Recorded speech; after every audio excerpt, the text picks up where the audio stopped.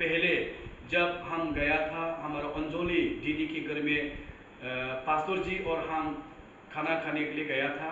रात के समय में इतना 3 दिन से श्याम नदी में जाके जाके आके 3 दिन जैसा पैरालिसिस हुआ है, चलने नहीं सकता है ना, इतना दर्द है, लाठी लेके भी चल फिर नहीं सकता है। तो चेयर पे बैठा हुआ था, अनुरोध किया है और पास्टर जी और हम दोनों जाके प्रार्थना किया है।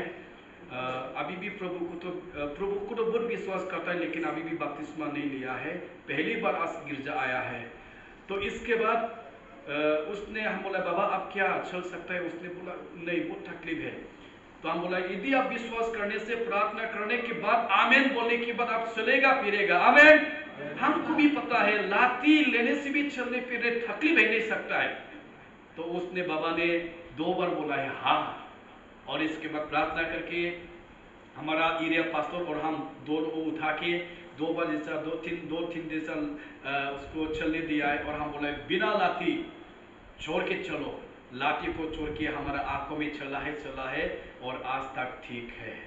और लास्ट संडे में आने के लिए बहुत दिल था, लेकिन गिरजा आने नहीं देगा बोल के शैतान ने उसको पूरा अटैक किया है, मतलब खून टॉयलेट किया है, वोमिटिंग भी किया है, मतलब शैतान रुकाने के लिए कोशिश किया ताकि ये ठीक हो गया, सैटरडे को ठीक हो गया, ये संडे को ठीक संडे को ठीक हो गया, नेक्स्ट सप्ताह को गिरजा आएगा, लेकिन शैतान रोकने के लिए कोशिश करके नेक्स्ट संडे में आने नहीं दिया। लेकिन आज प्रभु ने उसको हीलिंग करके लेके आया है, इसके लिए मैं बहुत बहुत धन्यवाद देते हैं।